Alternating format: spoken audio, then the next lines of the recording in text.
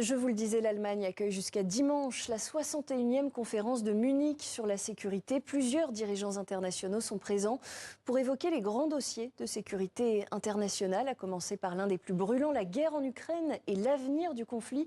Bonsoir Michel Fouché. Et merci beaucoup d'être avec nous. Bonsoir. Vous êtes géographe, ancien diplomate, ancien ambassadeur. Votre dernier ouvrage s'intitule « Conseiller le prince à la lumière de la géographie politique ». C'est un livre paru aux éditions de l'Aube. Michel Fouché, est-ce qu'on est aujourd'hui en train d'assister, si j'ose dire, au début de la fin de la guerre en Ukraine ? En tout cas, on est en effet en train d'assister à un début, je dirais, de discussions diplomatiques à différents niveaux entre la Maison-Blanche et le Kremlin, mais aussi à Munich. C'est très important parce que là, c'est d'abord une réunion avec les Européens, avec le président ukrainien et avec les dirigeants de l'administration américaine. Donc, on n'est pas seulement dans un dialogue entre deux égaux, EGO, hein, Trump, Poutine, Poutine, Trump. On est plus dans les choses sérieuses et j'attends beaucoup de ces réunions.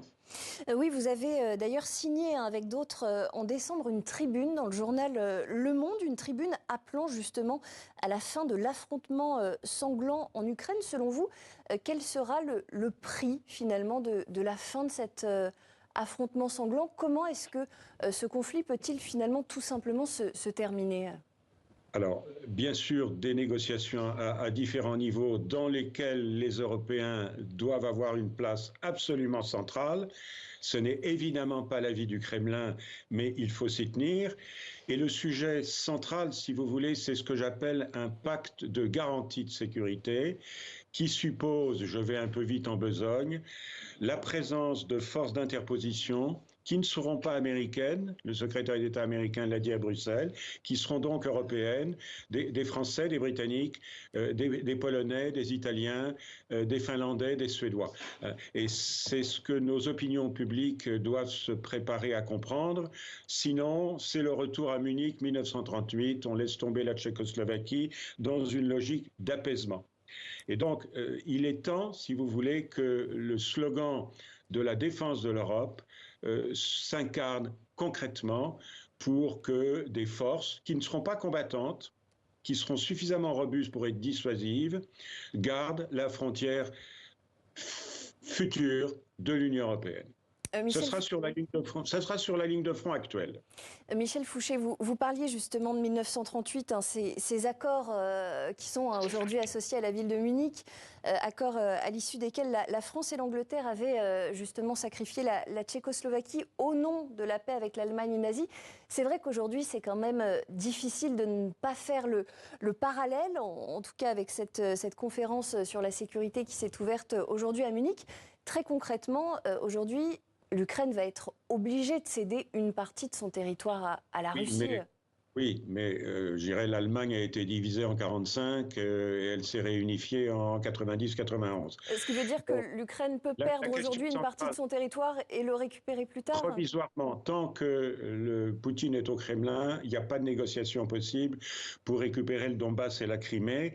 Mais encore une fois, le plus important, c'est que la souveraineté, l'indépendance de l'Ukraine soit sauvegardée, préservée, et ça c'est le rôle des Américains, des Canadiens et surtout des Européens, parce que l'objectif du Kremlin, c'est d'annuler l'Ukraine, de la faire disparaître. Et c'est ça, c'est plus important encore que la question du territoire, à ce stade. C'est-à-dire, quand vous dites annuler l'Ukraine, la faire disparaître, comment est-ce que les Russes voient aujourd'hui les choses ?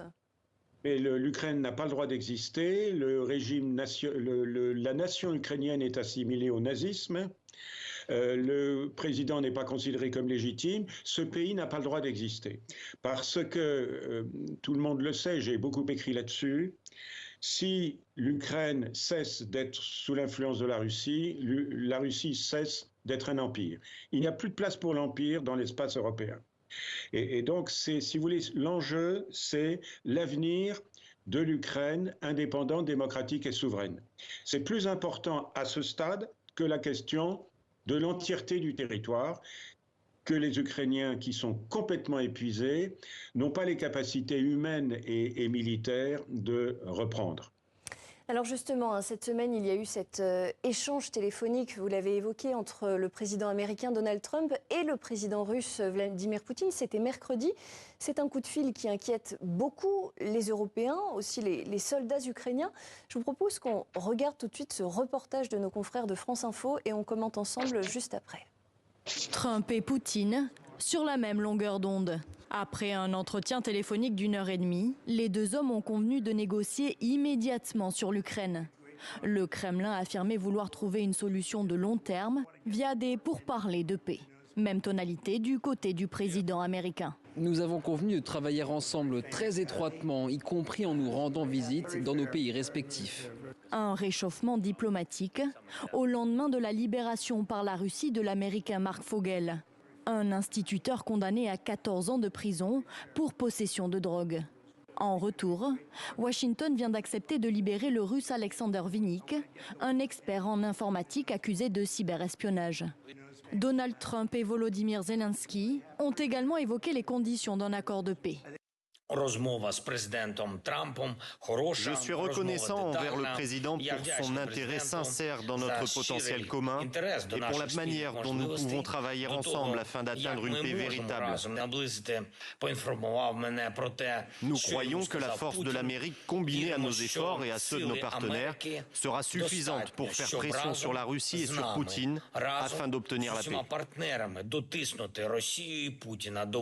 Un pas vers les États-Unis qui ont pourtant durci le ton sur l'Ukraine.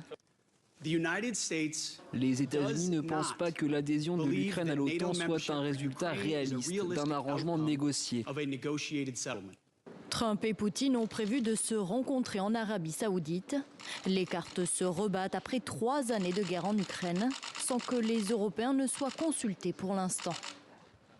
Et Michel Fouché, vous êtes toujours en direct avec nous. Vladimir Poutine, il est redevenu fréquentable depuis que Donald Trump est de retour au pouvoir aux États-Unis. Oui, enfin pour Trump, il est redevenu fréquentable parce qu'en fait c'est son objectif, si vous voulez. L'objectif du Kremlin est toujours le même, hein, c'est ce qu'on appelle la doctrine Gromyko, l'ancien ministre des Affaires étrangères russe et soviétique. Hein. On demande le maximum, c'est-à-dire en fait le retrait de l'OTAN, ce qu'il était en 91. On est toujours dans des logiques d'ultimatum et on ne cède rien en espérant que les autres vont céder. Et malheureusement, le secrétaire d'État américain à la Défense à Bruxelles, mercredi dernier, a déjà cédé. Il a cédé sur l'OTAN, il a cédé sur la Crimée, il a cédé sur le Donbass. C'est-à-dire que les Américains démarrent sur une base extrêmement faible. On ne fait jamais ça en négociation. On n'abat pas ses cartes. Hein, voilà. Alors en même temps, la question de l'OTAN n'est pas... on le savait déjà, Biden était contre, l'Allemagne aussi. C'est donc pour ça que les Européens, hors OTAN, doivent s'engager pour assurer les vraies garanties de sécurité. Il ne faut absolument pas répéter 1938 une fois de plus. Justement, Michel Fouché, vous dites que les États-Unis partent finalement en position assez faible. Pourquoi est-ce que Donald Trump a voulu aller si vite sur ce dossier? Est-ce que c'est une façon de mettre les Européens peut-être au pied du mur pour qu'ils participent davantage au financement de l'OTAN? Il est à la recherche d'un succès. Mes amis journalistes japonais m'avaient dit déjà l'année dernière qu'il voulait le prix Nobel de la paix. Je ne l'ai pas cru, maintenant je le crois. Il veut faire comme Obama. Donc il cherche à tout prix un succès, quels que soient les dommages. Et il espère que ça sera plus facile en Ukraine qu'à Gaza, en Cisjordanie, au Proche-Orient, c'est tout. Il est à la recherche de quelque chose. Mais heureusement, il n'est pas tout seul. Il y a le Pentagone. Il y a le Conseil de sécurité, il y a le département d'État, il y a l'opinion publique américaine, les médias, les experts. Et sa marge de manœuvre n'est pas aussi grande que ça. Et c'est pour ça, encore une fois, que ces réunions de la Wehrkunde à Munich sont très importantes et tous les contacts. Simplement, il faut que les Européens soient autour de la table. Et rassurez-vous, on ne se laissera pas faire. Justement, vous parliez à l'instant de la marge de manœuvre des Américains. Quelle est celle des Européens et des Ukrainiens? On a l'impression pour l'instant que les Européens sont un petit peu, dans cette affaire, laissés sur le banc de touche. Oui, mais ça, c'est l'impression médiatique. Il y a des contacts. Le président de la République française a appelé Trump cette semaine. Je vous rappelle que les Américains ont donné à peu près 80 milliards de dollars d'aide, surtout militaire. Les Européens en sont déjà à 150. Hein.